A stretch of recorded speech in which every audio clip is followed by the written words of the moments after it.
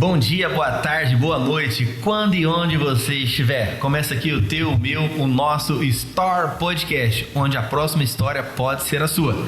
Lembrando você que nós temos aí parceiros que acreditam no nosso projeto, que investem para escutar histórias bacanas, projetos de vida, que são contatos aqui. Pessoas que acreditam nesse projeto, como a doutora Sinara Sandoval Carvalho Contours, fisioterapeuta, trabalha com reabilitação física, pós-operatório, terapias a laser, também terapias manuais. O Super Vale, o varejo atacado é aqui. E também o Dr. Paulino Leonel, você que está precisando aí resolver algum problema de justiça, está com alguma dúvida jurídica, procura lá o Dr. Paulino Leonel e vai estar lhe atendendo.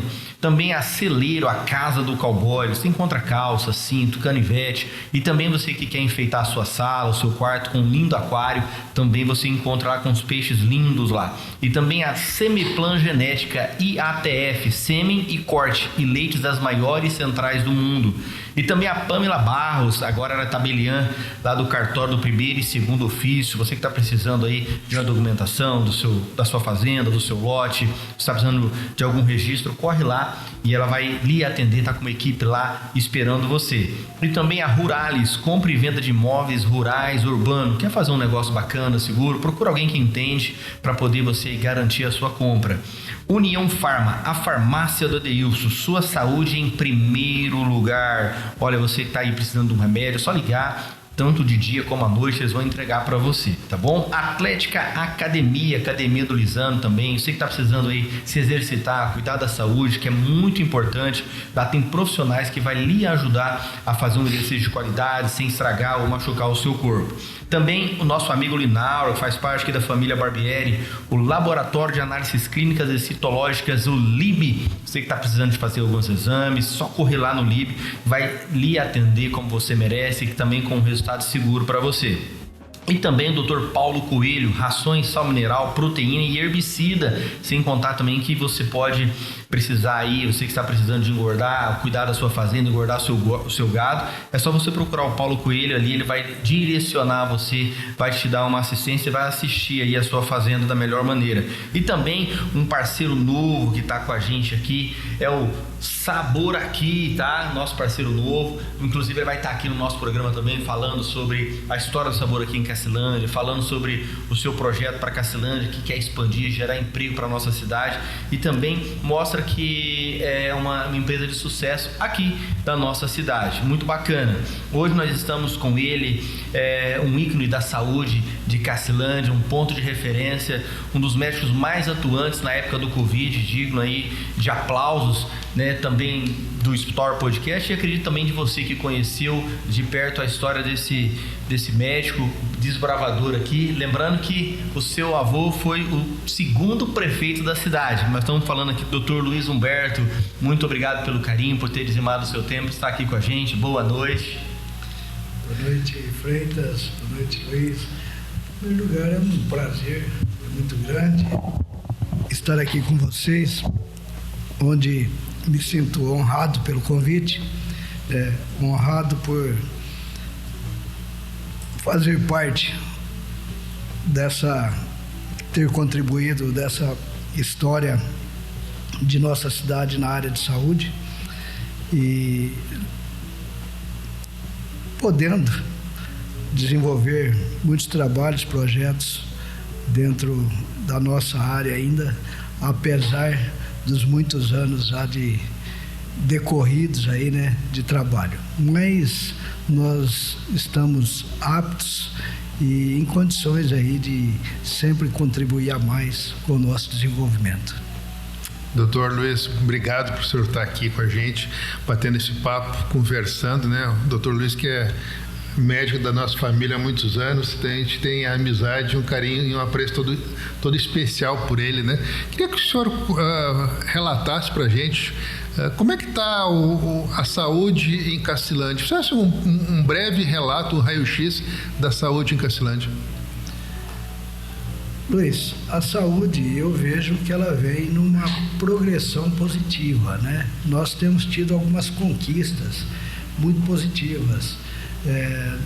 A gente vê que o município hoje, dentro da área pública, ele tem investido nesses programas do governo do estado, programas federais, que tem trazido, né, uma repercussão em que nós estamos em algumas áreas dentro desses programas sendo referência. São coisas que a gente valoriza muito, né? Às vezes um trabalho que vem sendo feito, lógico, através do município, através de sua Secretaria de Saúde, e que isso aí a gente vê que é um futuro, que é uma das coisas que leva o nome do nosso município positivamente hoje dentro do estado. É uma vez que às vezes a gente sempre entristece quando fala que as coisas negativas, né? Nós somos manchetes em coisas negativas, mas nós também temos muitas coisas positivas. Eu creio que a saúde, ela vem passando por essa transformação. Então, a gente vê que tem um trabalho muito grande que vem sendo desenvolvido, que deve ser reconhecido. Isso aí eu tenho certeza que tem levado e projetado Cacilândia dentro do cenário da saúde do estado aí, e esperamos que isso aí continue e que nós possamos estar colhendo, né, cada vez mais frutos positivos aí dentro desse cenário. Hoje, dentro das especialidades que os médicos trabalham em Cacilândia estão atuando, quais as especialidades que o município tem a maior carência? Olha, a gente falar de carência, talvez a gente possa incorrer em algum tipo de injustiça. Não gostaria de abordar, às vezes, nesse tipo de situação. Mas vamos ver se nós conseguimos definir e mostrar, às vezes, o que são as nossas necessidades. Às vezes, dentro do que temos, o que nós deixamos de ter, mas principalmente eu acho que seria muito positivo nós falarmos daquilo que nós estamos conquistando. Sim. Né? Então, acho que as conquistas, elas são positivas quando a gente busca nelas aí a projeção do futuro. Né? Então, a gente vê que hoje é o seguinte, quando a gente fala, vamos tentar separar as coisas, porque a saúde de Cacilândia, até 10 anos atrás, por exemplo, aonde você colocava o sistema privado e o sistema público, essa diferença do privado e do público, e até trazendo também a condição de que, como que é visto o sistema de saúde hoje no país, né? Onde o estímulo e o incentivo e a forma como o SUS ele vem sendo melhorado, desenvolvendo e tratando e colocando para o cidadão aquele direito dele que é constitucional. Sim. Então, o governo hoje ele tem participado cada mais dos programas de saúde, trazendo programas novos e levando para o cidadão aquilo que é o direito e a conquista constitucional dele. Avançando um pouquinho mais nessa minha pergunta, doutor, eu queria que o senhor esclarecesse em relação às carências, que eu me refiro assim, vou dar um exemplo, né? Neurologia. É difícil de ter um neurologista que fique numa cidade pequena que nem a nossa, né? Porque geralmente quer uma cidade maior, com outro tipo de infraestrutura. Um pequeno exemplo que eu estou dando. Mas hoje, com a telemedicina, a gente consegue trazer essa medicina de ponta com essa nova tecnologia. Esse é o futuro da medicina? Já está sendo uma realidade, né? Mas vamos colocar essa questão, às vezes, das especialidades. Sim. Qual é a nossa dificuldade? Nós temos algumas áreas básicas, que essas áreas básicas, elas atuam. Então, nós temos necessidades básicas em 5 áreas: pediatria, cirurgia, obstetrícia, ginecologia, ortopedia e anestesiologia. Então, essas são 5 áreas básicas que nós... Qual é o porte do nosso município dentro do nosso contexto do número de habitantes, de pessoas? Né? Como que nós poderíamos pensar, às vezes, numa especialidade que a demanda dela talvez fosse para um município de 50 mil pessoas? Sim, é um desafio, né? Por exemplo, um neurocirurgião. Isso aí são estudos da Organização Mundial de Saúde. Ele a necessidade dele é para uma população de 60 mil pessoas. Então nós estamos aquém desse profissional vir e se estabelecer na nossa realidade. Não tem como. O que acontece às vezes com esse tipo de profissional é que às vezes ele vai ter que ficar no lugar que ele se centraliza e às vezes os pacientes eles possam ser referenciados para aquele local, mas não ele vir às vezes para aqui em Castelândia. Para morar, né? Vamos dar outro exemplo, um cirurgião vascular, para exercer na plenitude a especialidade dele. O cirurgião vascular ele vai fazer as cirurgias de varizes, vamos pensar na cirurgia das veias, mas também da cirurgia das artérias. E as cirurgias das artérias é uma coisa muito diferenciada que exige a presença, às vezes, de uma UTI. Aí, se nós já estendemos a questão de uma UTI, hoje, para você funcionar uma UTI na plenitude, nós precisamos de, no mínimo, 15 especialidades. Nossa. Então, nós precisamos, dentro de uma UTI, todas essas 5 que eu falei, mais um urologista, um nefrologista, um cardiologista, um cirurgião cardíaco, e assim vai. Então, até você chegar, são 15, 17 especialidades para que você tenha uma UTI na plenitude. Porque senão você vai ter uma UTI que daqui a pouco ela vai estar transferindo o paciente para outra UTI, onde tem esse recurso, essa condição de exercer. Agora, tudo isso envolve um custo muito grande. Agora, vamos voltar aqui para Castelândia, uma cidade que no último censo do IBGE diz que tem 22.982 pessoas, acho que mais ou menos isso. Tem boa memória aí. Então, nós retornamos aqui para Castelândia que tem essa população.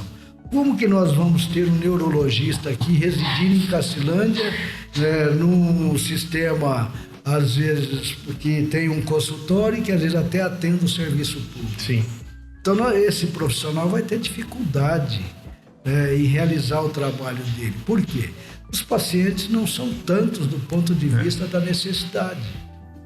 Então, você vai ter dificuldade e esse profissional, às vezes, você vai ter o atendimento dele da forma como é feita. Você vai abrir um credenciamento no sistema público, ele se credencia aí com consultas, valores abaixo daquilo que é praticado no sistema particular e ele oferece, negocia o serviço dele com o sistema público. É o que acontece com muitas especialidades hoje no município, que eu acho que até o município está tendo uma visão muito favorável nesse sentido, de tentar trazer esses profissionais para a população, do que às vezes levar essa população para esses profissionais num grande centro, Sim. que às vezes pode se tornar inviável do ponto de vista financeiro. Uma vez que isso aí, dentro da ótica de cada gestor aí do sistema público, às vezes possa ser mais interessante para ele uma coisa ou outra. Não vou entrar no mérito disso, mas eu vejo que todas essas condições, onde você fala, nós precisamos de um médico psiquiatra, nós precisamos de um neurologista, nós precisamos de um urologista, nós precisamos do endócrino, nós precisamos de outra, e assim nós vamos lá, pelo Conselho Federal de Medicina, só para dar uma geral aí, hoje existem 56 especialidades médicas. Nossa.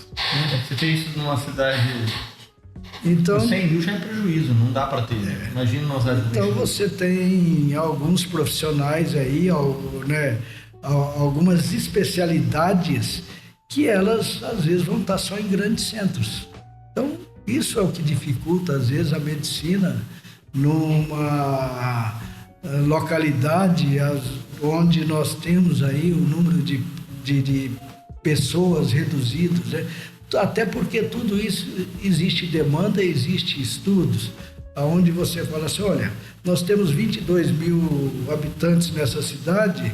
A Organização Mundial de Saúde, ela diz o seguinte, com 22 mil existe um número X para ser internado mês, o número X para ser internado ano, a não ser que nós temos aí as epidemias, né, que é o que vem mudar esses números. Você vai, como foi o exemplo, o caso do Covid, a não ser que você tenha alguma condição temporária, sazonal, a questão da dengue, se a gente analisar que nós já passamos situações tristes aqui, aonde você vai aumentar de uma forma, às vezes, substancialmente, o número de internações devido ao... Só, doutora, para a gente fechar esse assunto sobre as especialidades, depois eu quero falar bastante sobre a Covid. Me parece assim, me corrija se eu estou errado, a evolução da medicina surpreendeu todo mundo. É uma coisa assim, absurda, né? A gente vê hoje médicos, né, neurocirurgiãos, através da robótica, fazendo cirurgias em cidades diferentes, né? Tá em São Paulo e tá operando uma pessoa em Campo Grande. Chegou a esse ponto, né, de tecnologia e medicina. Para que caminho vai a medicina, né? Até que ponto? Porque o senhor tem toda uma trajetória de uma medicina um pouco mais tradicional no início, né? Que o senhor se formou, até chegar hoje e ajudando uma cidade pequena como a nossa. Eu peguei e pontuei a telemedicina, que hoje tem sido usado muito.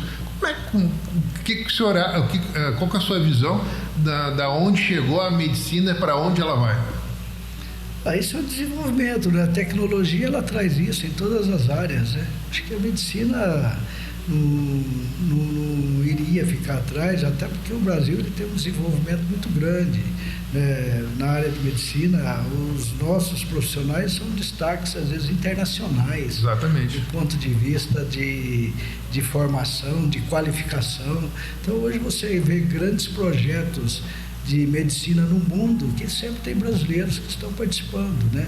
Então, acho que nós temos esse privilégio, às vezes, de falar que a nossa medicina, ela vem se desenvolvendo cada vez mais. E fora que os estudos, eles mostram em todas as áreas, né? Não só da medicina, desenvolvimento dos medicamentos, né? Qualificação.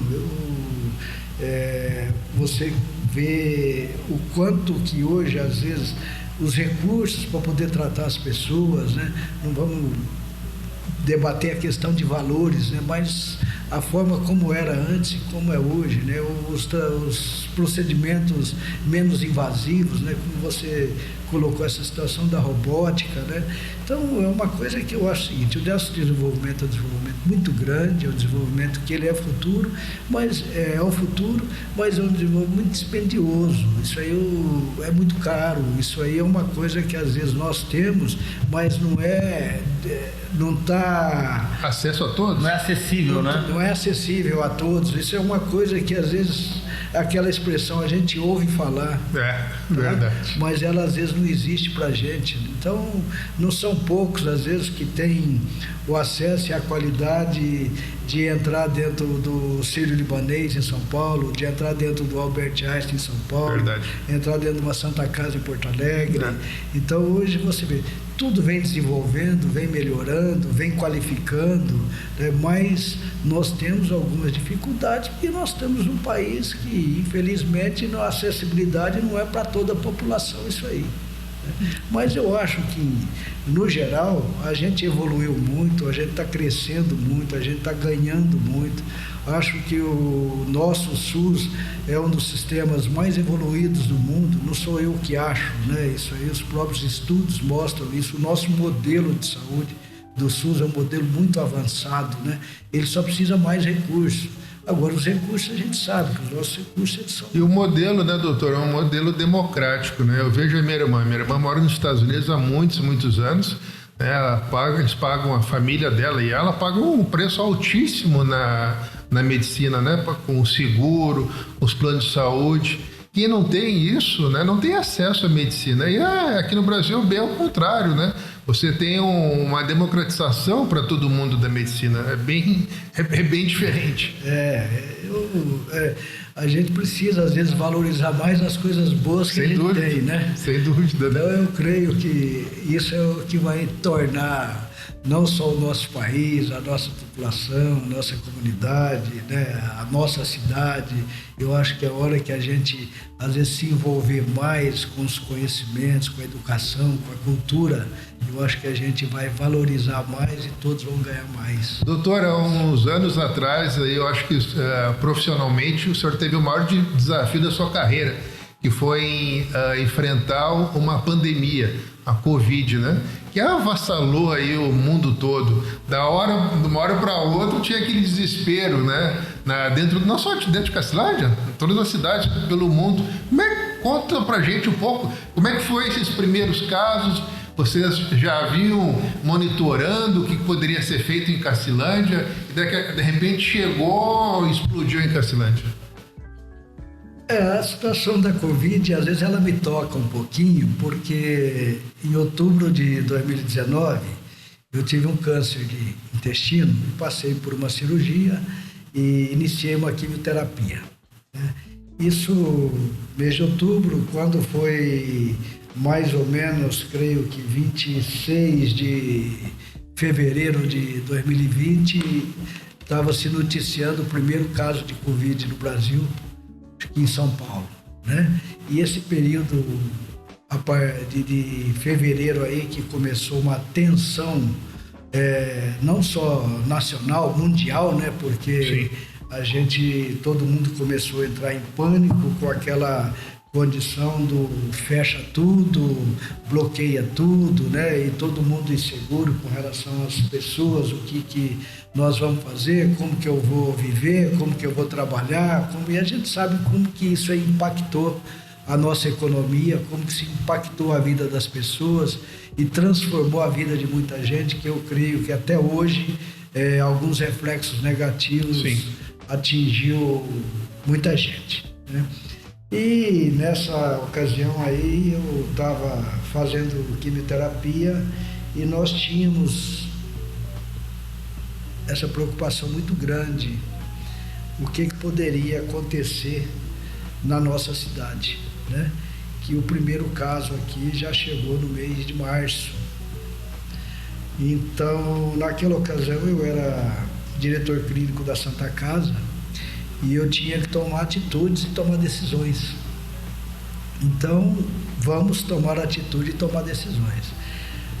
Nesse momento no país, as pessoas com 60 anos acima, elas eram mais vulneráveis à doença, assim como os portadores aí de comorbidades, né?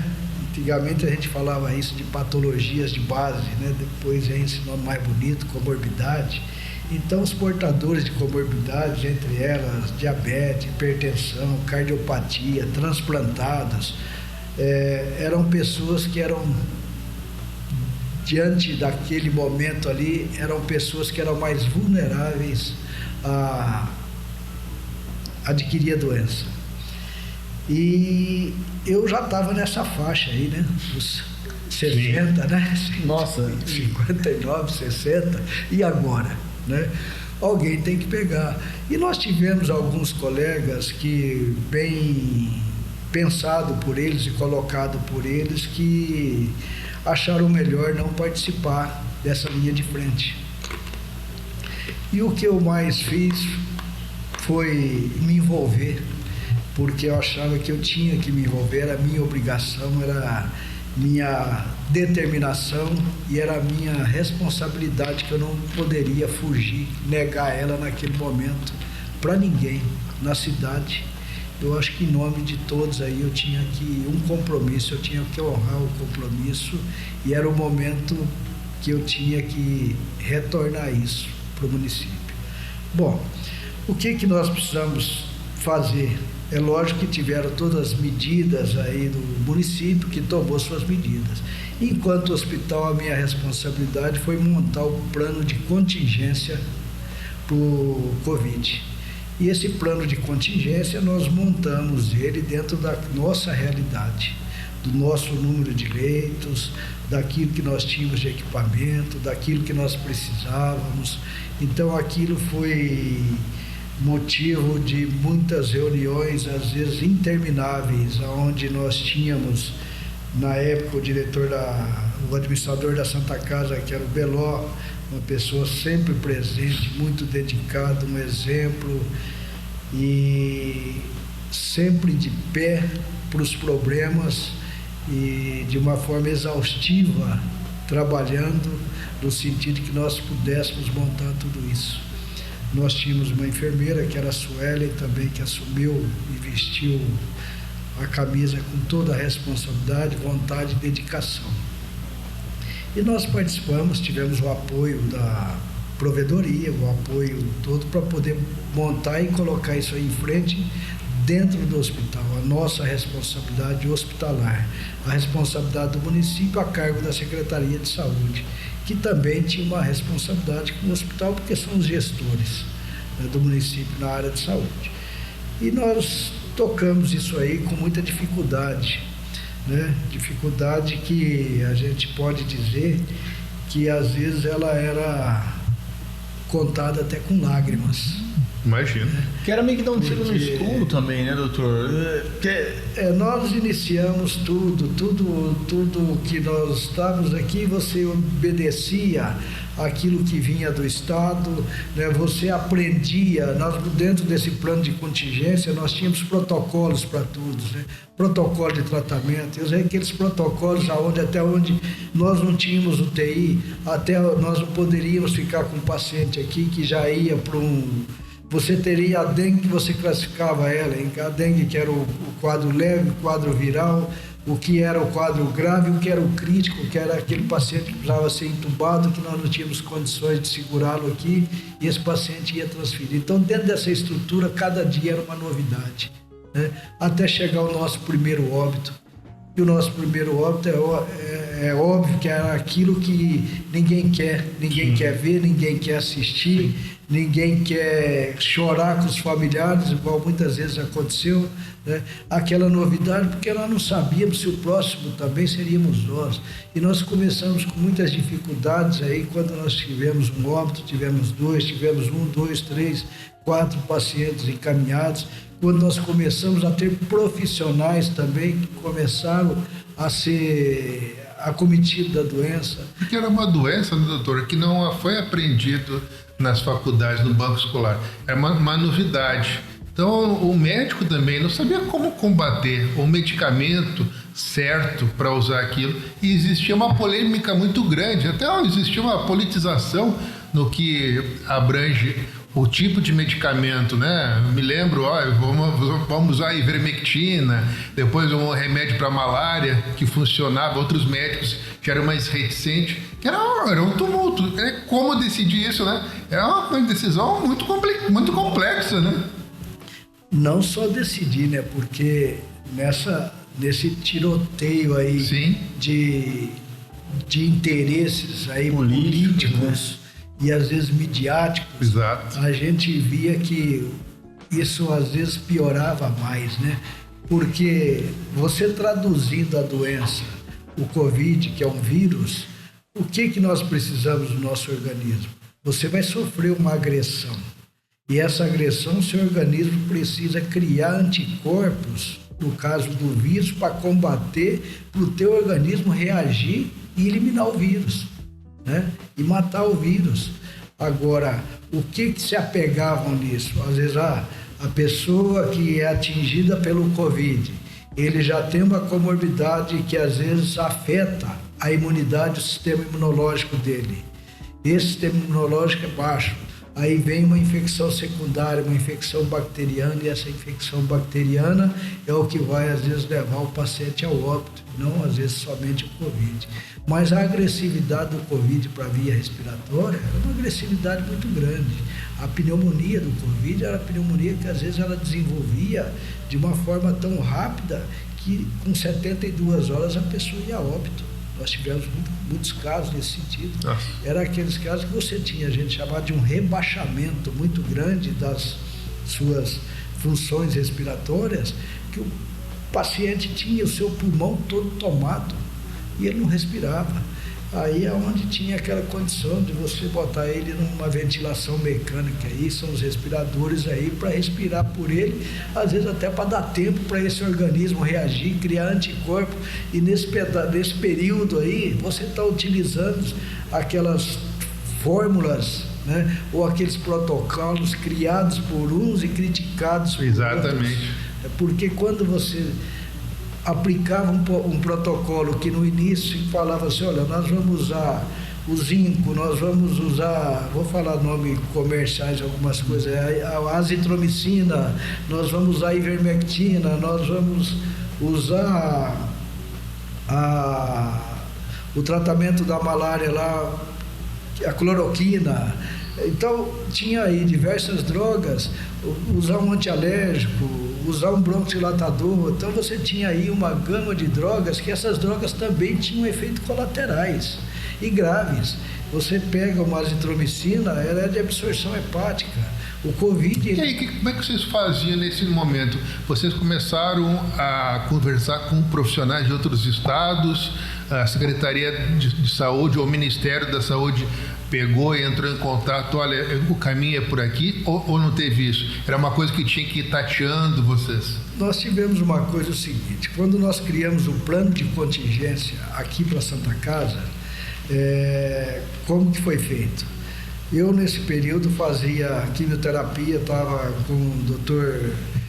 Gustavo Giroto, no Hospital de Base Rio Preto. E estava em contato com o Gustavo frequentemente. E o Gustavo fazia parte da coordenação do Covid. Lá em Rio Preto. Do Hospital de Base da Faculdade, lá em Rio Preto. E como nós estávamos sempre conversando, o Gustavo passou para mim, Luiz, eu tenho aqui nosso plano de contingência do Hospital de Base, ele é um plano de contingência que nós não copiamos ele e adaptamos ele do Albert Einstein. Né? E ele me passou o plano de contingência deles e nós fizemos uma adaptação para a nossa realidade aqui, para Santa Casa de Cacilândia. Então nós temos esse plano de contingência todo elaborado, todo produzido, e que nós, de acordo com que as coisas iam evoluindo, que o Covid ia evoluindo, que alguns novos estudos iam aparecendo, e para a nossa realidade nós íamos atualizando o nosso plano de contingência.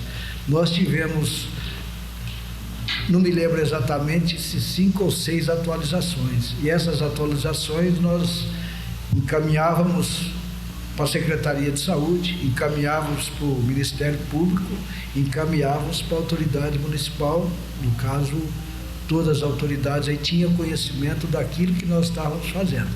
Dentro desse plano de contingência, ali se falava em todas as drogas que poderiam ser usadas, em todos os meios que poderiam ser usados, todos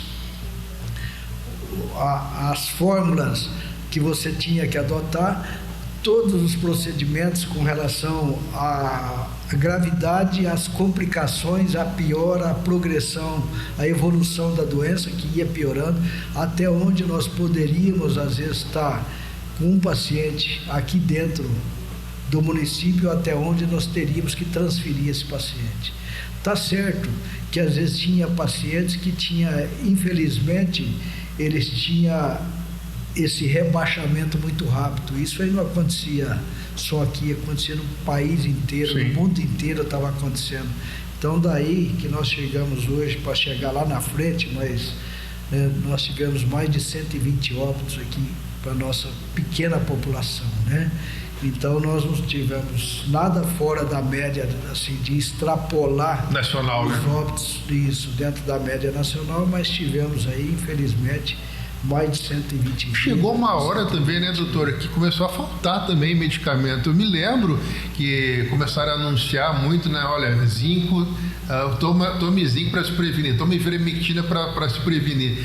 Eu sei porque eu fiz isso, a minha família fez, começou a comprar, chegou uma hora que não tinha mais, ou quando tinha, era 10 vezes o preço, né? Lá para vocês também ter um problema sério de falta de medicamento muitas vezes. Mas isso é uma coisa, eu creio que no mundo inteiro tenha sido assim, mas vamos falar que coisa de brasileiro, né? Olha, vai faltar gasolina, todo mundo vai morre, ali. todo mundo morre. Aí acaba mesmo, né? Mas mais ou menos assim. Então nós tivemos essa condição aí, as cloroquina, hidroxicloroquina e cloroquina, elas sumiram do mercado, né? Você às vezes encontrava isso quando mandava nas farmácias de manipulação, você ainda conseguia o sal, né? A ivermectina, a mesma coisa, né? Então, os laboratórios produziam numa escala muito grande, tudo que e que até hoje não tem um efeito comprovado cientificamente, né? Mas é aquela coisa, às vezes o cidadão, ele compra para guardar em casa, não compra para usar. Né?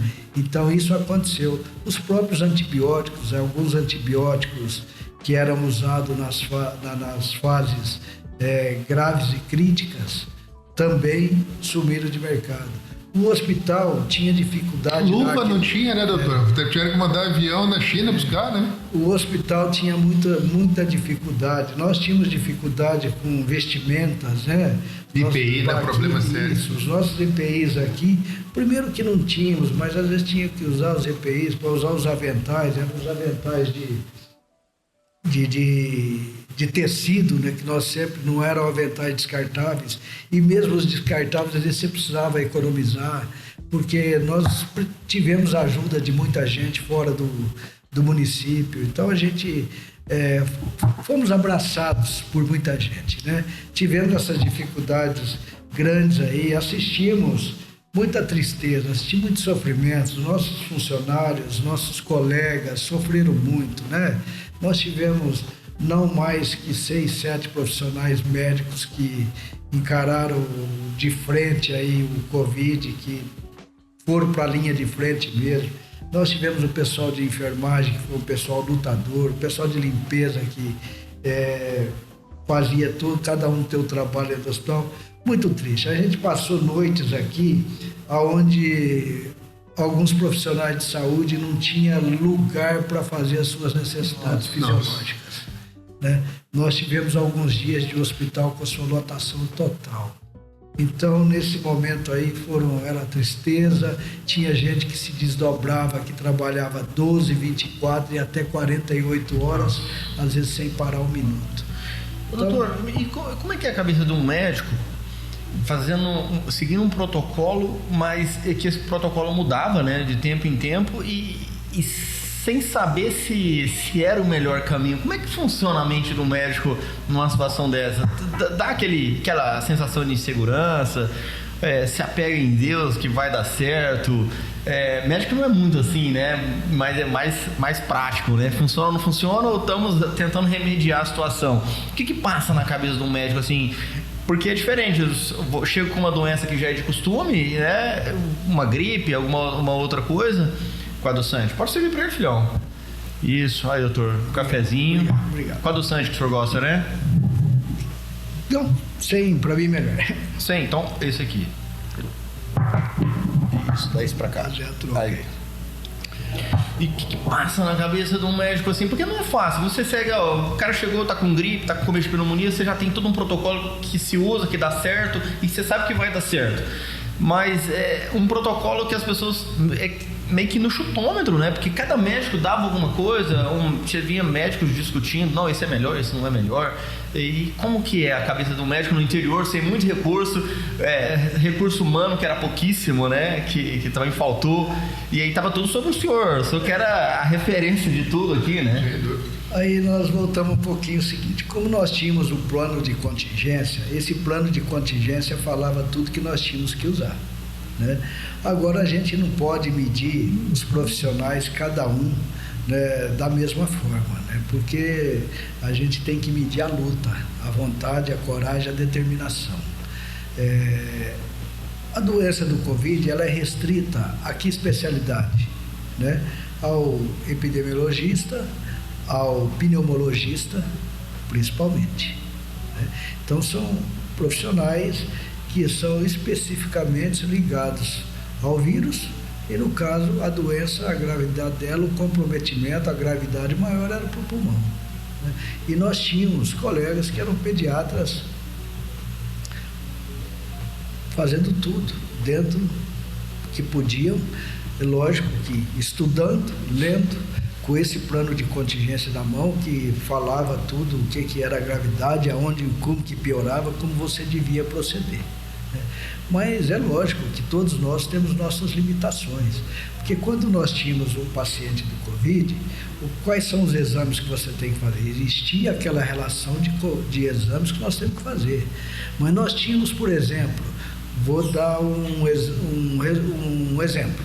Existe um exame que se chama dedímero, que é aquele exame que ele é para constatar e mostrar o comprometimento microvascular, às vezes, da doença, porque fala que o vírus ele provoca as microtromboses para provocar as embolias pulmonares. Esse exame, por exemplo, se nós precisássemos dele, só depois de 10, 12 dias que nós íamos ter o resultado, porque ele não é feito no município. Nossa. Né? Então você às vezes colhia esse exame e ia para Campo Grande. Agora com 10, 12 dias, ou o paciente ele tinha sarado ou tinha morrido. Né? Então a gente tinha o seguinte, graças a Deus que ainda isso a gente traz para a cidade que é pequena, que nós tínhamos a condição de ter um hospital na cidade que fazia os exames de tomografia de tórax para ver o comprometimento do pulmão, que é um exame que a gente chama de padrão ouro no diagnóstico do Covid, quando ele está na fase pulmonar. Né? Então, ainda tínhamos isso. Mas outros exames também, nós não tínhamos como dosar. Um exame que chama gasometria, né, para ver essa condição da oxigenação do pulmão do paciente, do sangue do paciente. Nós não tínhamos gasometria naquela ocasião no município, né? Até porque quando nós levamos a proposta para um laboratório com relação, olha, nós precisamos de gasometria para poder tocar isso aqui. Mas para mim comprar esse aparelho hoje custa R$150 mil. Então inviabilizava, né? Então a gente via que eram situações muito difíceis. A gente convivia dentro disso, dentro daquele conhecimento, dentro da dedicação, determinação de cada um, e a gente enfrentava e enfrentou essa situação do Covid aí com muita garra. Né? E dentro desse contexto aí também começou, quando começaram os óbitos, né? E eram óbitos, às vezes tivemos pacientes aí de mais de 90 anos que foram óbitos, assim como tivemos pacientes jovens que foram óbitos. Seria aqueles pacientes que mal você tinha tempo de transferi-los aqui do município. Nem chegava a ser transferido, porque o rebaixamento era tão grande, porque quando a gente pegava esse paciente, que levava ele para uma sala de estabilização, você entubava e botava ele no ventilador, automaticamente esse paciente ele tinha que ser transferido rapidamente, porque você não tem UTI para segurar ele. Mas quando começou os primeiros casos de Covid no município, o senhor achou mesmo que ia ter essa gravidade, ia ser esse trauma mundial? Ou vocês acharam que ia ser uma coisa mais tranquila de ser curada? Eu achei. Infelizmente, talvez eu poderia ter pensado diferente, mas não coloquei isso bem claro. Me lembro que na nossa primeira reunião da Santa Casa eu falei, nós podemos nos preparar que nós vamos ter um percentual de mortes aqui alto, né? Porque seria simplesmente uma projeção daquilo que a gente estava assistindo lá fora. Então nós achávamos que isso ia acontecer, porque o que estava acontecendo lá fora, as nossas projeções não falharam. Não. É uma projeção geométrica até que a gente pode fazer, né? Isso. Então nós tivemos aí essa condição aí de fazer essa projeção e de achar que os nossos números de óbitos seriam, não vou dizer altos, mas que seriam em torno do que foram mesmo, né? Eu até lembro muito de conversar com o administrador da Santa Casa, ele sempre falava, olha, o senhor acertou, né? E a gente queria acertar nas coisas positivas, né? Infelizmente tivemos um acerto nas coisas negativas. Mas o Covid trouxe para nós e trouxe para o mundo muita tristeza, né? A gente não costuma dizer que de pessoas importantes, porque todos são importantes. Cada um é importante para alguém, sim, né? Cada um é importante para a tua família. Então não existe... E o Covid foi uma doença que ela não escolhia raça, não escolhia cor, não escolhia diferencial econômico de ninguém. Então ali morria e morreu todo mundo que infelizmente foram. Uma coisa que eu admiro foi a rapidez que os laboratórios fizeram a vacina. Foi muito rápido também, né? Que existiu essa união mundial, né? de pouquíssimo tempo ter uma vacina já disponível, né? Porque uma vacina, quando você começa do desenvolvimento até a aplicação dela, 10 anos, 15 anos, uma vacina. E menos que um ano, a gente já conseguiu. Né? Acho que nem 2 anos levou. Foi em torno de mais ou menos um ano. Acho um ano que a gente conseguiu. Meses, né? A primeira vacina chinesa chegou rápido. Foi um desafio muito grande. Foi demais. Foi um desafio muito grande aí para os cientistas, né, para a área. Eu acho que foi uma coisa muito louvável, apesar da gente estar viver no mundo daquela época, né, uma tendência mundial das pessoas a não se vacinarem, né? Então nós tivemos aí uma coisa que já veio de alguns exemplos, e esses exemplos foram exemplos que vieram da Europa, né? Que a gente viu essa questão da Áustria, Holanda, eram países que estavam na contramão de vacinação.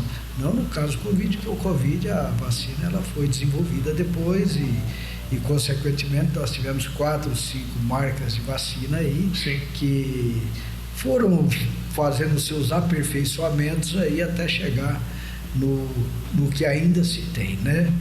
E infelizmente eu acho que são aquelas coisas da vida, né? São fases que são cíclicas, e essas fases cíclicas ou bíblicas, né, para quem entende, talvez venha esse tipo de coisa aí para mostrar alguma coisa para o mundo aí, ou para trazer algum direcionamento, algum conhecimento, né? E o senhor chegou a pegar Covid? Olha, vou falar uma coisa para vocês que poucas pessoas sabem. Eu nunca fiz um teste de Covid. Não. Porque eu me recusava a fazer um teste de Covid, porque se eu pegasse o Covid, eu tinha que atender os pré-requisitos, que eu tinha que me afastar e deixar de atender as pessoas. Olha só. Então, quando a gente via alguns colegas, alguns companheiros aí, que falavam assim, olha, qualquer coisa, nós já vamos fazer um teste de Covid, né? E eu, às vezes, até omitia alguma coisa para não fazer o teste de Covid, porque se eu fizesse e tivesse o Covid, ia faltar mais um. Nossa. Então foi uma coisa o seguinte, se certo ou errado, Deus é que vai me julgar. Sim. Né? Foram heróis, né? Eu acho que a gente serve um pouco para isso, esse programa. É para não deixar no esquecimento, né? Porque isso aí foi uma tragédia na vida de quantas famílias, e os médicos e os enfermeiros, todo esse pessoal que estava na linha de frente. Eu vejo que agora em 2024 não são tão falados como deveriam ser, né? Olha o que eles fizeram pela gente, né? Naquela ocasião, durante um dos retornos meus, quando estava fazendo a quimioterapia, eu fiz um exame de tomografia do tórax, sempre fazia tórax e abdômen, e aí quando cheguei em Rio Preto, passei com o Gustavo falou assim, você teve Covid. Porque hoje mudou um pouquinho, né? Os radiologistas naquela ocasião, eles laudavam a tomografia falando com percentual de comprometimento pulmonar. Então, até esse percentual de comprometimento pulmonar aí era um elemento para nós atribuirmos o grau de gravidade da Covid na fase pulmonar, né? E eu me lembro que eu cheguei, eu fiz a tomografia e o radiologista falou que eu tinha 10% de comprometimento de área pulmonar. O Gustavo falou, senhor Luiz, você teve Covid? Eu falei, tive não. Mas eu tive uns dias com febre, passei, mas eu omitia aquilo, né? Às vezes até na minha casa, né? Mas a gente tinha alguns cuidados, mas o cuidado maior, a proteção maior é divina. Exatamente. A proteção é divina. Exatamente. Eu acho que... E quando começou, doutor, a chegar as primeiras vacinas, vocês tiveram conhecimento, vai chegar no município as primeiras vacinas, e começou a ter um questionamento entre os próprios médicos. Não digo no município de Castelândia, mas eu digo na comunidade, né, que uns queriam que fosse vacinado, outros questionavam, né? A vacinação, como é que ficou isso na sua cabeça? Atrapalhou a vacinação? Eu acho que não, porque nem viria, porque acho o seguinte, na pior das hipóteses, Eu penso que o cidadão tem que se vacinar, porque era a única forma que a gente falava para a gente se proteger. Mínima razoável que existia, né? Se você retornar naquilo que eu disse antes, a não ser que você fale assim, deixa a doença me pegar, assim como a gripe me pega, o meu organismo vai reagir, eu vou criar anticorpos e a gripe vai embora. Mas o Covid a gente viu que não era assim. Os nossos números de mortes, de óbitos, eles eram progressivos, né? A gente via os meios de comunicação, cada um com seus jornais aí anunciando, olha, em tal estado, em tal cidade, hoje é tanto, amanhã já está aqueles números que numa velocidade muito alta. Então a vacina ela veio, ela foi concebida, ela foi estudada, foi testada numa velocidade, num prazo muito recorde aí, começou as vacinas. E assim tiveram várias marcas de vacinas, né? Tiveram vacinas que você tinha que tomar 2 doses, tiveram vacina que você tomava 1 dose só. Aí começaram alguns questionamentos. Está certo que existia uma politização no início. Exatamente. Atrapalhou demais isso. Isso. Atrapalhou muito porque fizeram isso aí uma questão política. Verdade. E com isso aí começaram-se os efeitos colaterais das vacinas. Que até hoje muitas pessoas atribuem às vezes a algum tipo de sequela, às vezes ao uso de alguma vacina. Eu também não acredito que nós tenhamos elementos para poder você atribuir com uma certa convicção que foi uma precisão, né? Isso. Isso tá mais virou folclórico por causa da mídia e da política, né? É o seguinte, eu acho que em medicina tem muita coisa. A gente fala que às vezes medicina não é matemática, mas eu acho que muitas coisas ela se parece muito com a matemática, às vezes ela é exata. Porque quando você tem muita dificuldade em fazer um diagnóstico, a gente costuma falar em medicina que as síndromes foram inventadas, criadas para isso. Então existe a síndrome de tal, porque um conjunto de diagnóstico, de sintomas ou de sinais, né, que aí vira uma síndrome para poder atribuir aquilo que a pessoa tem. Tá certo que eu não sou nenhum cientista, mas vamos falar, estou emitindo a minha opinião. E dentro desse desenrolar aí, eu também vejo que muitas complicações que nós tivemos passou-se a tudo coincidir com o Covid. E às vezes o cara estava morrendo de um infarto lá. Exatamente. E ele estava sendo rotulado como o óbito do Covid, né?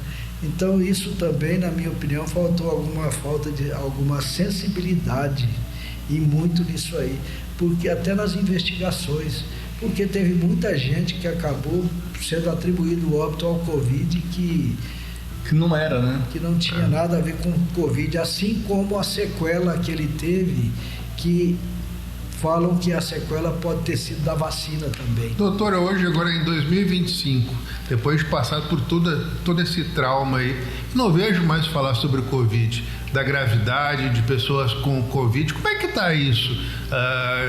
Continua ainda pessoas pegando num nível preocupante, Covid?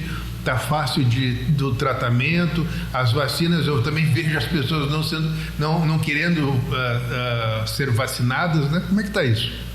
Olha, eu não sou defensor de nenhuma tese, não. Mas no início, quando surgiu o Covid, acreditava-se, muitas pessoas que militam a área científica, eles atribuíam e falavam que existia uma coisa que eu até acredito que chama imunidade de rebanho. Sim. Né? A imunidade de rebanho nada mais é do que aqui, olha, nós vamos pegar Covid aqui e quanto mais Covid nós pegarmos, nós não vamos pegar de novo. Né? Sim. Então essa imunidade de rebanho, eu creio que hoje, às vezes nós estamos vivendo ela. Assim como acontece com a gripe, que existe mais de 300 vírus da gripe. E a gripe, raramente você vê alguém morrendo da gripe. Você vai morrer de gripe e às vezes se você tiver uma comorbidade que a gripe vai transformar numa pneumonia, vai agravar e pode ir a óbito. Assim como a H1N1, que é a gripe aviária, e vai. Então, que também no seu período lá atrás teve suas dificuldades. Então eu acredito que hoje a gente eu vejo que essa imunidade de rebanho ela possa estar funcionando, mas o que aconteceu é que algumas cepas, né, que foram sendo descobertas, algumas variantes, essas cepas que são as variantes, elas às vezes tinham um grau de comprometimento, de agressão maior e o outro com grau de agressão menor. E às vezes a pessoa desenvolvia a imunidade para aquela que tinha um grau de agressão menor e às vezes servia para poder combater quando o teu organismo era mais agredido. Assim como eu acho que a vacina ela foi fundamental, ela foi importante. E da mesma forma como nós fazemos uma observação também. Nós tivemos, e isso aí os estudos mostravam, que aquelas pessoas, mesmo depois da vacina, aqueles que não foram vacinados ou que tomaram só uma dose da vacina, quando eles eram acometidos do Covid, até aquela segunda, terceira onda, eles tinham um potencial, uma chance maior de desenvolver a doença na sua forma mais grave. Então, assim, por muita coisa, o Covid ele trouxe um leque aí de raciocínio muito grande, né? E questionamentos até hoje. É muito complexo. Eu vejo, parece que é uma coisa do brasileiro, não sei se é do brasileiro, com a sua experiência, me corrija, mas parece que as pessoas hoje têm uma dificuldade muito grande de procurar os postos de saúde para ser vacinado, né? É uma campanha, eu vejo na rádio, pelo amor de Deus, traga seu filho para receber uma dose de vacina. Essas doenças antigas que não existiam mais no Brasil, que estavam erradicadas, voltando, sarampo, né? Voltando aí, é coisa que não existe mais no Brasil, agora volta, né? Isso aí é falta de consciência da população, falta de você colocar mais na mídia os problemas que causam você não ser vacinado? Ô Luiz Freitas, eu acho que isso aí é uma coisa que, vamos pensar, falar em questão cultural, às vezes você vai falar que é uma coisa até agressiva, e vamos fazer um paralelo com aquilo que eu falei há pouco, onde na Áustria, Holanda, existe uma tendência de desvacinação. As pessoas não acreditam em vacina, até porque tem até quem fala que se uma criança soubesse o efeito colateral da vacina, ela não tomava. Ela toma porque é obrigada a tomar, vai lá, segura ela, aplica, né? Então, mais ou menos assim. E fora que essa situação de falar que às vezes muitos óbitos às vezes acontecem por uma reação vacinal. Sim. Né? Mas um número muito maior vai acontecer se não tomar, né? Se não tomar a vacina. Não existisse. Então, acho que esse preço a gente tem que pagar. Esse preço e a nossa longevidade, a nossa expectativa de vida, ela só está no que está hoje graças a todo esse trabalho. Eu sou de um tempo, doutor, sou um pouquinho mais antigo, tenho 55 anos. Eu me lembro que as campanhas de vacina eram nas escolas. Os profissionais iam lá e vacinavam todo mundo. Hoje não, tem que pegar o moleque e levar no posto de saúde. Acho que era uma forma prática de ir os profissionais lá e vacinar todo mundo. Eu lembro que tinham umas pistolas desse tamanho, né? Rasgavam aqui, tinha que pegar os dois, pegar cada moleque lá. Era uma pancada no braço, né? Pô, eu acho que seria uma medida, né? Agora, pedir para pegar a boa vontade do pai e da mãe, levar lá no posto de saúde, não pode ser feito. Olha, eu vou falar uma coisa, nós vamos entrar numa área que você quer responsabilizar. Isso é responsabilidade. Exatamente. Né? Naquela época você tinha consciência. O pai e a mãe às vezes não tinham estudo nenhum, mas ouvia falar e levava o filho. Exatamente. Porque perdeu alguém de varíola, né? Que foi uma das coisas, gripe espanhola, né? Todas as doenças que trouxeram catástrofes no mundo. Então a gente vê que é uma coisa, mas hoje a facilidade é muito grande. Hoje eu acho que é uma questão de responsabilidade. E a responsabilidade, eu acho que a área judicial ela tinha que entrar nisso, com mais força, com mais vontade, com mais determinação, porque, como você falou, a campanha ia lá, o cara tinha que buscar no laço, andar no cavalo, andar no carro de boi, andar na carroça, até chegar no local de vacinação.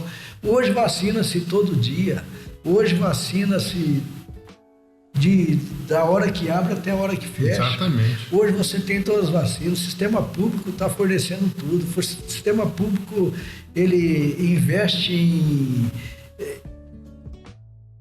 em comunicação, né? Está comunicando, a comunicação está na escola, a comunicação está no agente de saúde que visita cada casa para poder falar assim, você tem filho nessa idade, tem a vacina disso, que pega o cartão de vacina de cada um e confere. E mesmo assim, às vezes o pai e a mãe acham que não deva ter essa responsabilidade. Às vezes, olha, o dia da vacina é o dia de lazer, é o dia de... Exatamente. Né? Então nós vamos trocar a vacina pelo lazer. E assim são outras coisas, que a responsabilidade das pessoas, elas vão diminuindo, assim como o poder público vai entrando na vida das pessoas, vai favorecendo elas vão diminuindo a responsabilidade, e a responsabilidade vai ficando com o poder público. Vai terceirizando a responsabilidade, Só né? isso. Então a gente vê, é muito fácil, você tem um auxílio disso, um auxílio daquilo. É lógico que esses auxílios eles têm que ser concedidos a quem precisa, sim. Mas tem muita gente que se beneficia, tem muita gente que se favorece disso sem esse mecanismo de necessidade. Exatamente. Né? Então isso faz com que haja um desestímulo, uma desmotivação, e cada vez mais, às vezes você fala o seguinte, nós temos que atingir meta, nós temos que cumprir as cotas aí, os nossos índices de vacina do nosso município estão entre os melhores do estado, estão entre os melhores do país. Então você atribui isso aí aos profissionais, tudo é uma condição seguinte, mas que a população, ela não adere, e não é falta de comunicar, não é falta... A gente vê as enfermeiras, os médicos, todo dia na rádio pedindo lá, né? Por favor, vão lá, e o pessoal não vai.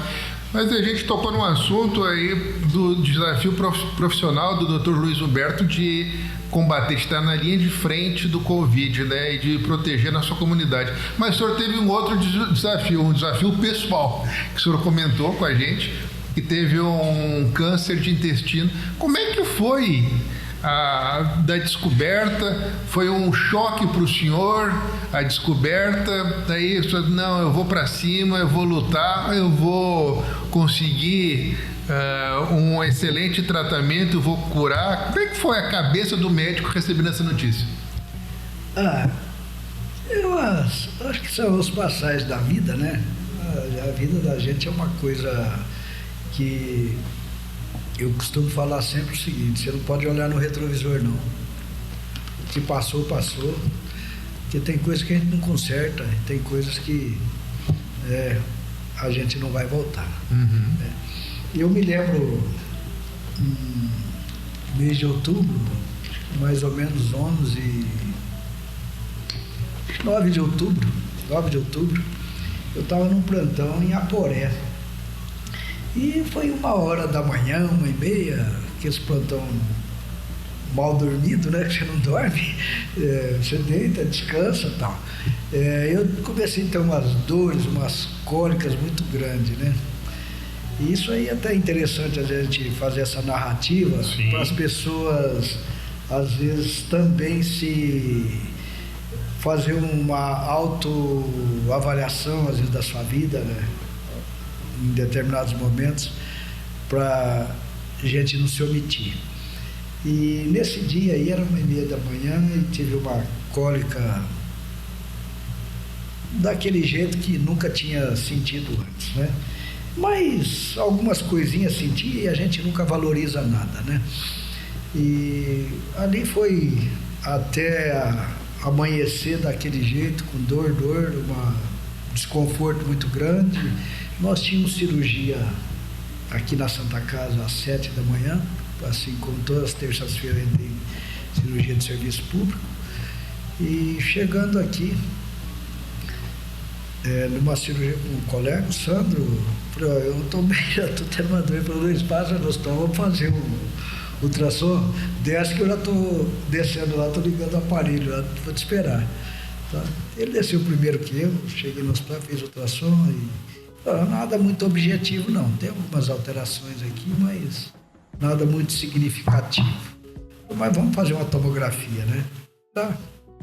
Dali terminei o ultrassom, fui para a tomografia e a tomografia foi tudo coisa rápida ali. 2 horas depois chegou o laudo e o laudo falava numa lesão no intestino grosso, colo transverso, sugerindo um câncer, né?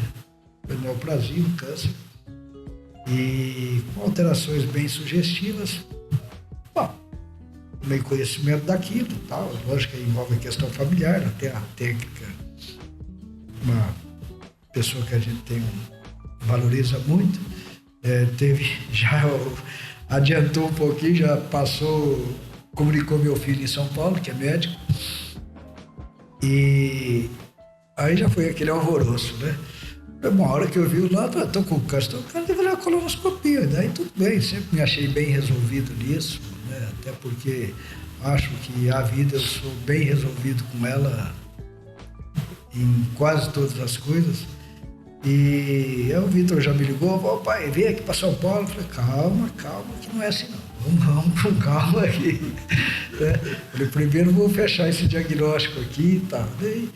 E uma semana depois eu fui em Rio Preto, fiz uma colonoscopia, endoscopia, coisa que nunca tinha feito, e a colonoscopia foi feita. A biópsia confirmou que era um câncer, um adenocarcinoma moderadamente diferenciado, né?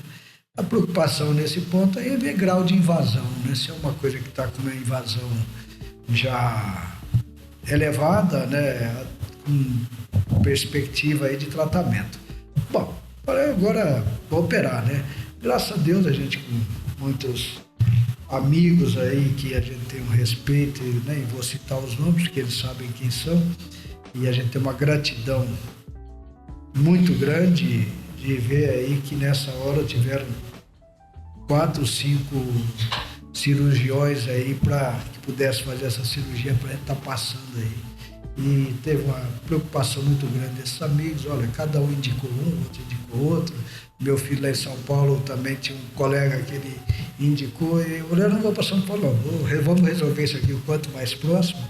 E acabei resolvendo em Rio Preto, mas passei por 3 profissionais lá, e todos os 3 com o maior respeito, não por dúvida, porque em medicina hoje até existe uma orientação, que é uma coisa que a gente sempre fala para o paciente. A segunda opinião é importante você ter ela. Que eu te dou uma opinião, mas às vezes para que você tenha uma segurança, uma convicção, uma certeza, é bom você ter uma segunda opinião, né? Porque nós não somos donos de tudo. Então eu tive ali, fui avaliado por 3 profissionais e a opção por um deles foi justamente por às vezes inviabilizar. Primeiro que eu tentei procurar uma coisa mais moderna, eu fiz uma cirurgia por vídeo.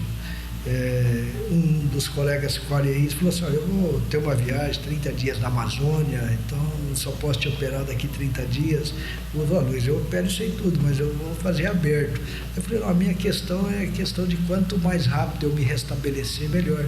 Aí ele falou, mas eu te indico o fulano que ele faz isso por vídeo, legal e tal. A gente fez, deu certo, fizemos exames depois, tudo confirmou a doença que era maligno mesmo, e falou assim, o tratamento aí, antes nós já tínhamos conversado, você vai ter que fazer uma quimioterapia, eles chamam de quimioterapia adjuvante, que é uma quimioterapia para você garantir que a doença vai ser curada, devido ao grau da doença, né? Eu poderia, às vezes, ele falou, não, você nem vai fazer quimioterapia, mas você não sabe depois como que é. E fiz 6 meses de quimioterapia, graças a Deus tudo bem.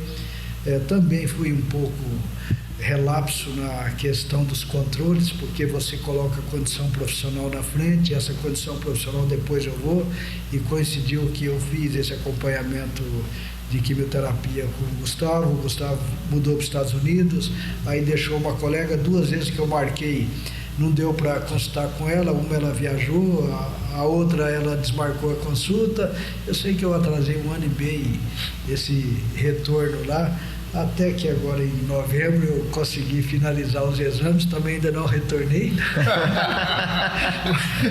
Mas, como diz o Dr. Sérgio Vaz, que foi quem me operou, né?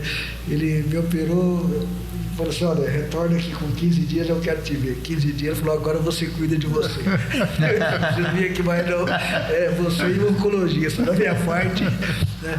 Então, aí já concluí, fiz um PET scan recente, graças a Deus o exame fala que está tudo bem. Amém, coisa boa. Estou antecipando e hoje o período de acompanhamento aí são 5 anos, pode-se considerar que eu estou curado. Amém, coisa boa, notícia boa. Uma coisa positiva, né? E estamos aí pronto, enfrentando, né? Doutor, o senhor tocou num assunto importante, o senhor fez uma colonoscopia. Até eu fiz com o senhor, numa oportunidade, acho que uns 3, 4 anos atrás eu fiz. Para o homem, para a profilaxia dele, seria importante a partir de que idade fazer para a pessoa se resguardar de qualquer problema? A colonoscopia é um exame que é indicado para Sociedade Brasileira de Cirurgia. Recomenda-se que para quem não tem nenhum antecedente na família, você não teve casos, pai, mãe, tio, que teve a doença, nós não tivemos ninguém, a partir dos 45 anos, você deve fazer, mesmo que você não tenha sintoma nenhum, que você não tenha caso na família. 45 anos. 45. A Sociedade Americana de Cirurgia, ela já preconiza 40 anos. Uhum. Quem não teve caso na família. Isso. Tá. Agora, para quem já teve caso na família, é de imediato. Filho, então todo familiar. A partir do momento que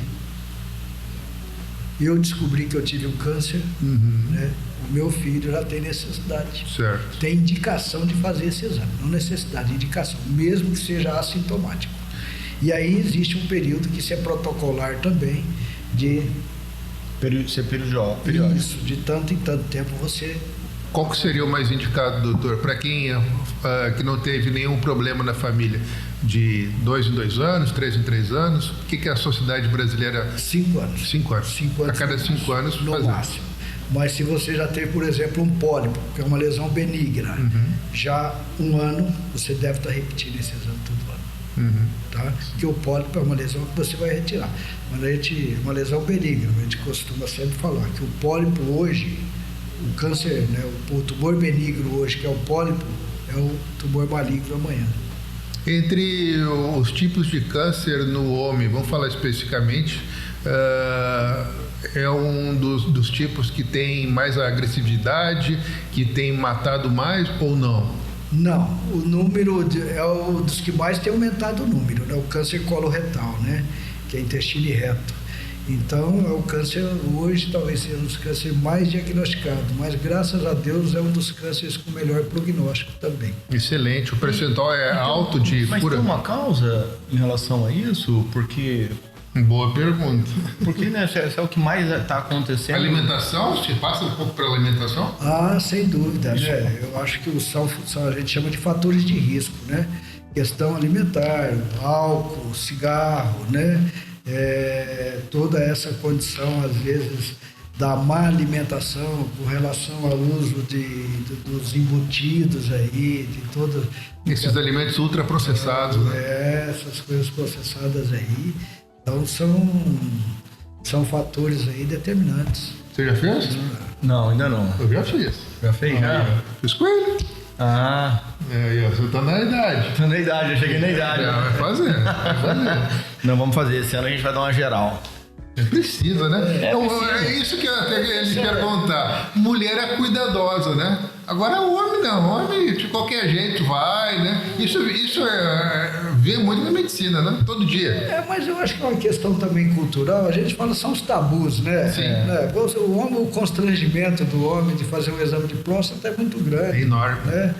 Eu já tive pacientes aí, eu não sou urologista, mas a gente tem uma formação geral aí na área cirúrgica e posso falar que hoje, com 39 anos de formado na área clínica, né, a gente tem uma vida aí de clínica, né?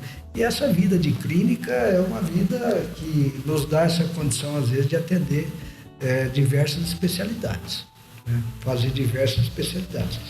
Então a gente vê que é muito difícil, às vezes, para o homem, às vezes a condição do constrangimento que ele tem de fazer um toque retal, por exemplo, né?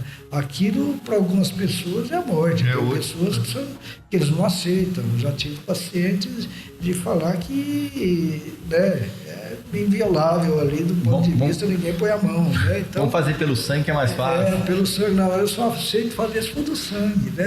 Mas é uma coisa o seguinte, que envolve a questão cultural nisso aí também, né? Então nós não temos condição, às vezes, de falar assim, mostrar a necessidade, existe também, é uma questão protocolar, falar quando que você tem que fazer um toque retal, todo homem passou dos 45 anos de idade, isso aí é da Sociedade Brasileira de Urologia, do Ministério da Saúde, fala, você tem que fazer isso, né? Mas, enfim, para o homem é mais difícil, até para fazer uma colonoscopia, é lógico que é o exame que tem um desconforto, eu falo que o desconforto maior talvez seja até um preparo. Exatamente. Do exame, mas tem que fazer. Então hoje você só fala assim... Mas é bom o preparo que dá uma emagrecida também, né? Aquele ditado, quem procura acha, né? É verdade. Mas tem coisa que às vezes é melhor achar antes, viu? Mas deixa eu te falar, doutor, o senhor 39 anos, 39 anos dedicado à Cacilândia, de forma geral, e mais os municípios, ou o senhor já atuou em outras cidades? Eu sou nascido aqui, né? Eu sou nascido aqui, sou do pai paulista, a mãe mineira. Mineiro, uai? Então, o senhor... que se encontraram aqui em Cacilândia e eu sou o filho mais velho. E aí nós tivemos uma vida que o destino colocou pra gente, né? Porque eu, quando saí daqui com 15 anos para estudar fora, eu fui fazer o curso de técnico agrícola. Olha só. Eu sou técnico agrícola de formação. De agrônomo para médico, hein? Mudança radical. Tanto é que meu primeiro vestibular foi para agronomia. Olha só. Agronomia, né? Fez aonde o vestibular para agronomia? Fiz em Cuiabá. Cuiabá? Aí, como eu não passei, eu botei na minha cabeça, né? Eu falei assim, eu vou fazer medicina, né? E a gente, todas aquelas dificuldades de vida aí e tal, meu pai não falou assim, você faz o que você quiser da vida aí. Mas minha mãe também, uma pessoa muito lutadora, batalhadora, sempre proporcionou essa condição. E eu terminei esse curso agrícola aí, falei, agora eu vou fazer medicina. Pus na cabeça, fiz esse vestibular para agronomia e tal. E fui em Goiânia, comecei em Goiânia, fiz 6 meses de cursinho em Goiânia, né? Eu fiz meu primeiro vestibular para medicina em São Luís, no Maranhão. Nossa. Lá encontrando com os colegas, inclusive daqui. Mas como é que foi parar lá em São Luís do Maranhão daqui?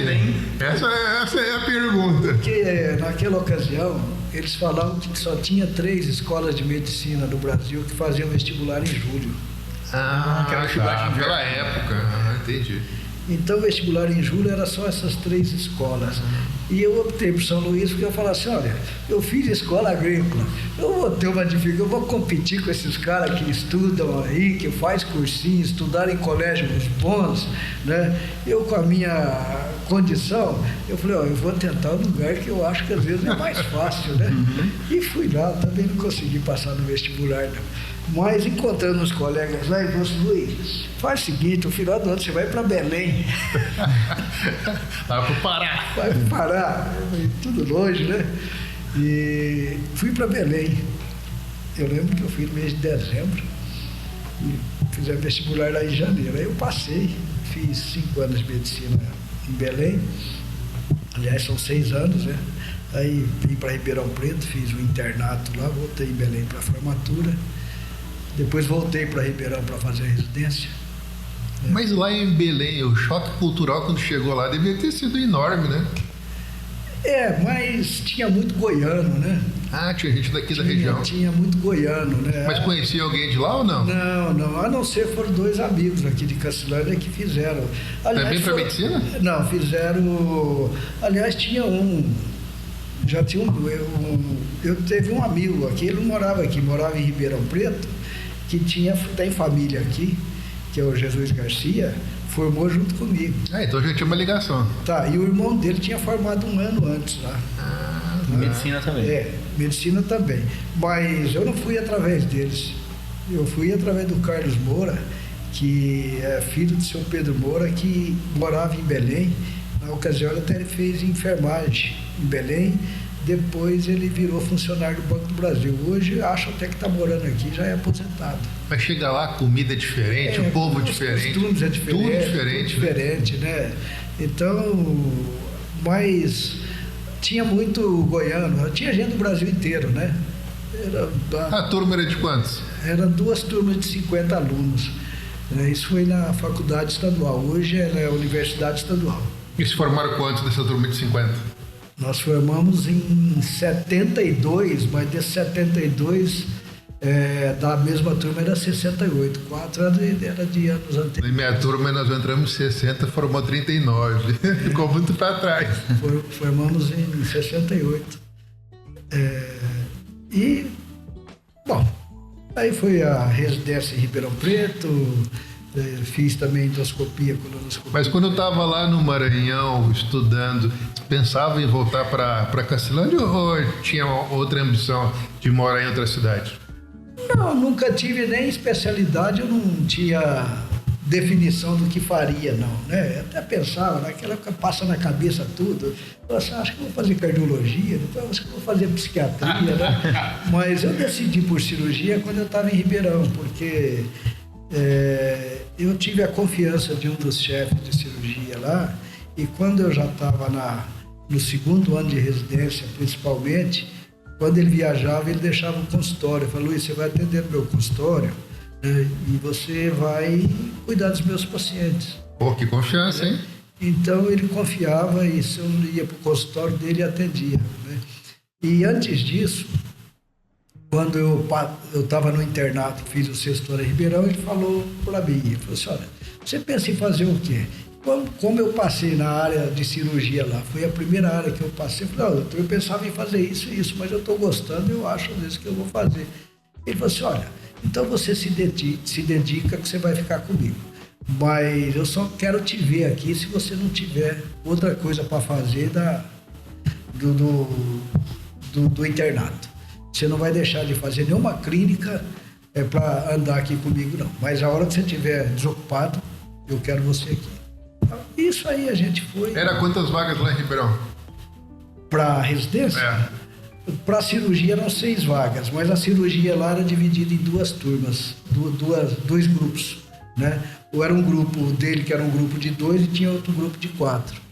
E eu fiquei nesse grupo dele de 2, eu fui um dos... Hoje é uma das coisas mais disputadas, hoje são as vagas para residência. Hoje, eu estava vendo para residência, eu estou na internet da USP, um número absurdo que era de residentes, né, para conseguir as vagas, né? Mas chegou, a gente estava junto lá e ele falou assim: olha, você estuda, você vai ter que tirar a nota que passa. Depois nós conversamos. Eu falei: você vai ter que atingir o índice mínimo, aí você tem que atingir, senão você não está fora. Mas eu atingi o índice mínimo e depois fui aprovado, né? Mas acho que a cabeça dele de Ribeirão estava de voltar a vir para Cacilândia, né? Mas nessa ocasião aí já começou a pensar que a Cacilândia poderia ser uma possibilidade, né? E acabamos optando aí por Cacilândia também.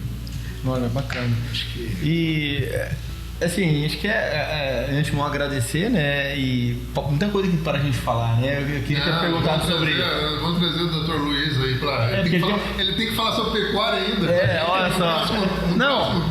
E o jeito que ele fala, que ele coloca os números, ele tem uma veinha política, né? Eu nem quis entrar no meio. Pois tem que falar sobre isso aí no próximo também. Porque o nosso tempo é muito pequeno. Foi falado ele ainda nas eleições passadas, né? Quem é seu candidato. Então, e aí a gente vai querer ver o senhor aqui de novo num programa ao vivo, que esse é gravado, né? Vamos passar na quinta-feira, mas num programa ao vivo, tá falando sobre política, né?